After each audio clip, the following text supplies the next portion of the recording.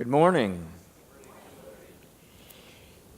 Many of you know that I was a missionary in Europe for a number of years, and each year we had a retreat, and one year this retreat was in England. Well, Sharon and I, and Katya was about 1.5, we went to London about a week early. And I remember walking through the city. If anybody's been to London, England, you have a lot of opportunity to ask different people where you're going. Because the maps and stuff, this was, I think, before we had GPS on our phone and everything. And so I was asking lots of different people where we were going. I had Katya on my back and a pack and play in one hand and a heavy suitcase in the other hand. It was actually sunny in London. I think one of the days out of 365 it was sunny and hot. And so I was asking people because I did not want to walk any further than I needed to. Well, interesting, each person that we talked to, they all said, oh, it's just 10 minutes by foot. The English are very helpful people. It's just 10 minutes by foot. And I discovered that it really wasn't 10 minutes by foot. It took us about 3 times asking and about 45 minutes to actually get to our hotel by foot. Had I known that it had been 45 minutes, I would have taken a cab. So at close to the end of our trip, a missionary friend and I, we were in Cambridge, and I leaned in close to him and I nudged him and I said, hey, I bet you we can get this lady of the store to tell us it's just 10 minutes by foot. I don't care where we're going, let's just ask her. So we went up to her, and I asked her directions to some place. I had seen a sign outside and everything. And she told us, she was very nice, and she told us, oh, it's just 10 minutes by foot. Well, my friend and I, we could not get out of the store quick enough because we were just busting up, because we knew that it was probably not 10 minutes by foot. In my eyes, England is beautiful. The humor of the English people resonates with me. And for some reason, the culture actually resonates with me. The people, the food. There is actually a food culture in England. I know. The countryside, England and its rich history resonate within my soul as a place that I could very easily live. And it's interesting because the Nortons have done a fair amount of research, and I have ancestors that come from England. Norton means a town in the north of England. And there, if you look on the map, there are towns in the north of England and also just north of Cambridge that are called Norton.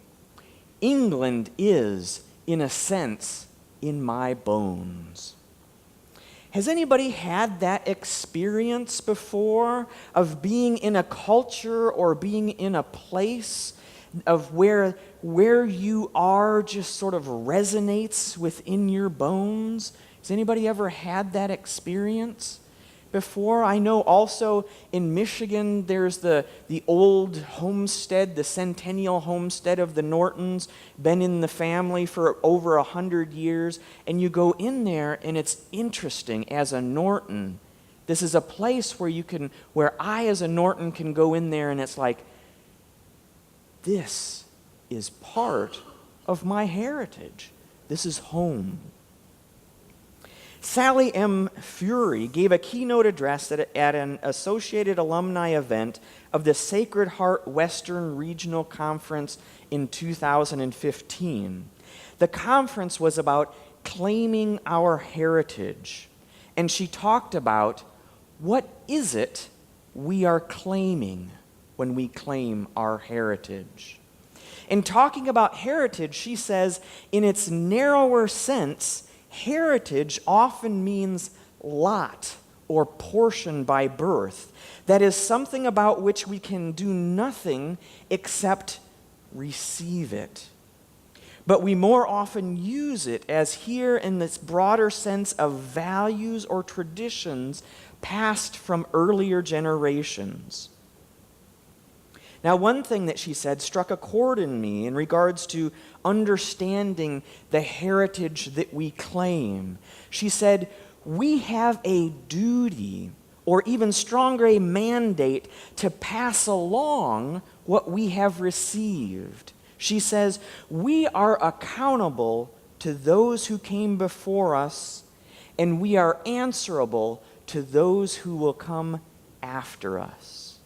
We are accountable to those who have come before us, and we are answerable to those who will come after us. We will at some point give an account for who we are and what we have become to those who come before us, our ancestors. I would not be surprised if we will be giving an explanation to those who come after us for the choices that we make now. At some point, a question will be posed to us. What have you done with what you had? We are all given something at birth, a name, but so much more is given to us in our heritage. Our ancestors made choices throughout their lives and passed on to us a culture, ways of understanding right from wrong, values that impact our lives today and influence who we are as individuals. Each of us different from another. The thing is, there's one thing that has been passed down to each person on the face of this planet. Each person has received the power of choice. Each of us can choose. We are influenced, however, most likely beyond what we understand by our ancestors for our daily actions. We are influenced by outside sources, media, where we live, our education, our friends, the church that we belong to. All of these things influence our lives. And the thing that each person deals with on a daily basis is being able to choose our thoughts, our actions, our words. So we have our heritage, we have these things that surround us, and we have the ability to choose. The question is, what resources do we choose to listen to that make us who we are today? Do we understand from our heritage, our history, our ancestry, what the possibilities are for the future? In our passage for today, Jesus is talking about identity.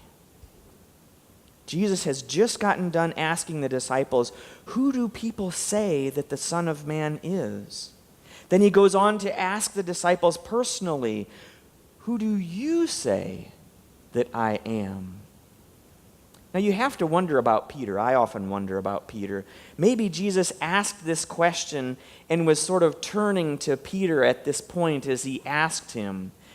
Peter was probably at that point sweating bullets, going, am I going to get this right? Is there a wrong answer? Can I take option C, all of the above? He was probably at that point thinking more about the pizza he ate last night than about the question that Jesus had just asked and had turned to him.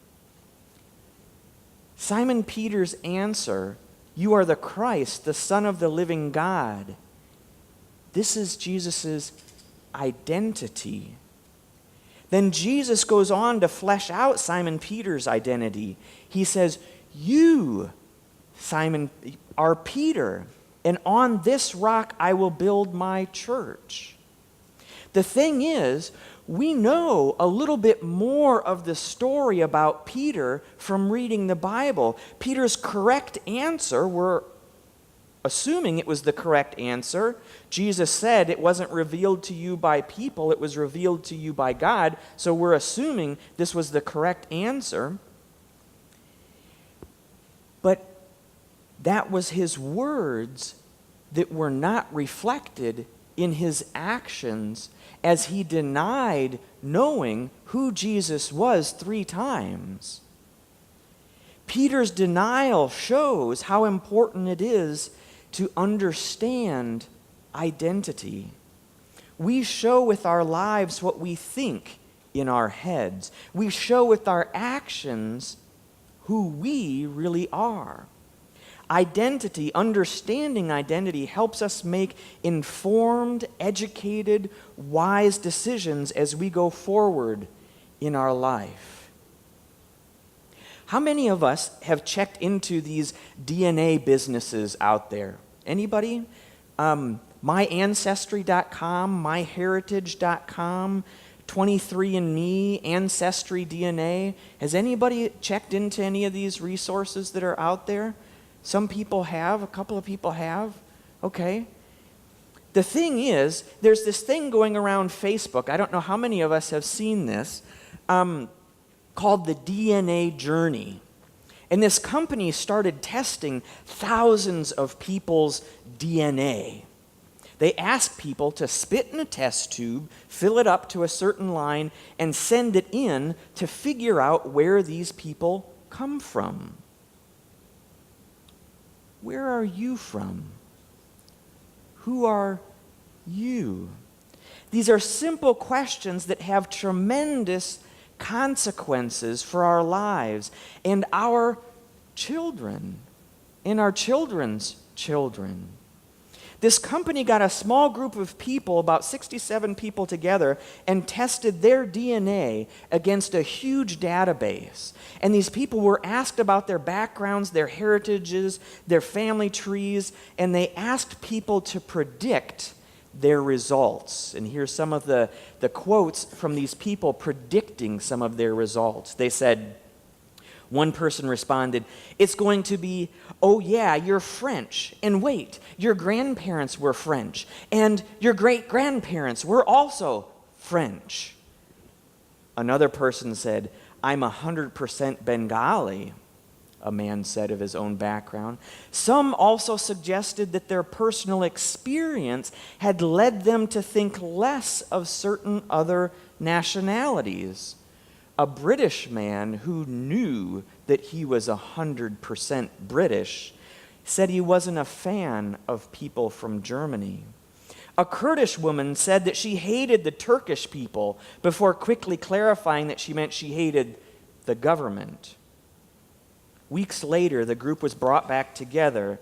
Then in front of the 66 other participants, each person opened their envelope that showed them the breakdown of who they were and where they were from. Their reactions said it all. If you see this on Facebook, take a look at it. The test results within the envelopes had made the world, with all of its divisions and distrust, a little bit smaller. The British man found out that in addition to being only 30% British, he was also 5% German. The Kurdish woman learned that she had Turkish heritage. Everyone was surprised and moved. The French woman said, "This should be compulsory. There would be no such thing as extremism in the world.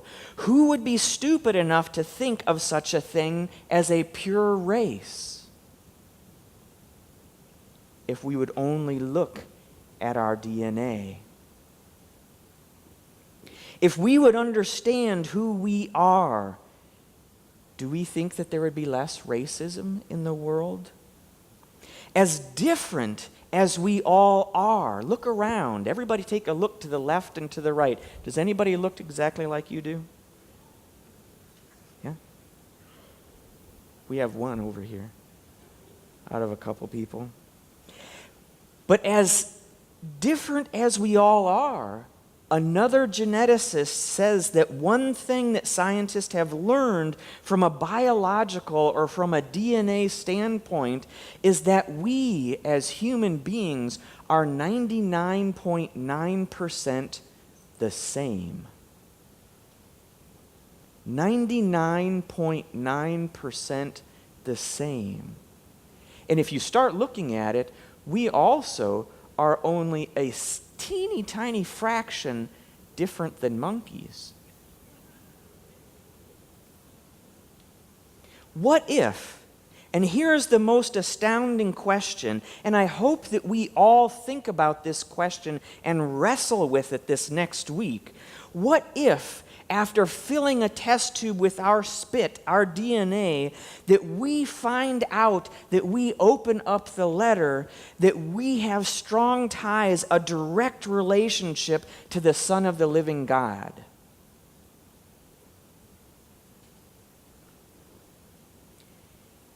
Each of these persons in this DNA journey testing found out who they were, and it changed their perspective about themselves, and it changed their perspective about others.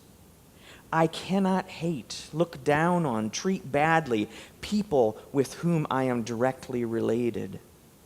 The revelation of who they are, who their ancestors are, changed the choices that these people started to make about how they viewed other people. All of a sudden, there was a revelation of who they were from a biological standpoint, and it changed the way they thought about everyone.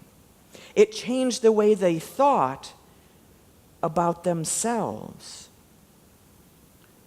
What would happen if we received a letter in the mail which confirmed, yes, we are a direct descendant of God, the living God, the one on whom Jesus says, I will build my church? Would that change anything in us? Would that change how we think about ourselves, how we think about others? It made a huge difference in the lives of the disciples. When Jesus heard Peter reveal and understand, at least on a cognitive level, who Jesus was, Jesus says, "Blessed are you, Simon, son of Jonah, for this was not revealed to you by humans, but by God in heaven." And then we read how important this revelation was, because Jesus says in our scripture for today, "And I tell you that Peter, on this rock I will build my church, and the gates of Hades will not overcome it." And then this huge responsibility that is passed down even to us as heirs of Jesus. Jesus says, here's the keys, Peter. Every single 16-year-old wants to hear those words. Here's the keys. Take it out for a spin. Go ahead. Here's the keys. Whoever you let in the car can ride with you, but whoever you keep the doors closed to will not ride with you. The keys to God's car. What? The big question of what we will do with God's car, the church, depends upon our understanding of identity. What we do with God's car depends upon the understanding of who Jesus is, on our understanding of who God is, and our understanding of our heritage, being accountable to those who came before us and answerable to those who come after us. It was only after Peter denied knowing Jesus, saw Jesus by the seashore and repented, acknowledging that he truly loved Jesus, was filled by the Spirit on Pentecost, that Peter understood who he was, what his own true identity was as a direct descendant of the Almighty, and understood what he had said to Jesus, that you are the Messiah, the Son of God. It was then, grasping Jesus' identity and his own identity, that he took the keys to God's car and started shouting from the prophet Joel, "And everyone who calls on the name of the Lord will be saved," which comes in Acts later. This is when and how churches started. About 3,000 were added to their number on that day, it says. Where do you come from? What is your heritage? What makes you who you are? What is your identity? We are accountable to those who came before us, and we are answerable to those who come after us. Choose wisely, like Thomas, who, when it was revealed to him through the scars on Jesus' hands and side, said, "My Lord and my God." Choose wisely your own identity like Paul in Galatians 4:4-7, who said, "But when the time arrived that was set by God, God sent his Son, born among us, of a woman born under the conditions of the law, so that God might redeem those of us who have been kidnapped by the law. Thus we have been set free to experience our rightful heritage," Paul says.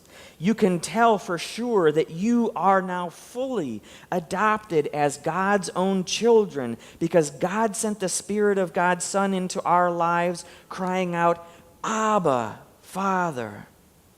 Doesn't that privilege of intimate conversation with God make it plain that you are not a slave, but a child, says Paul?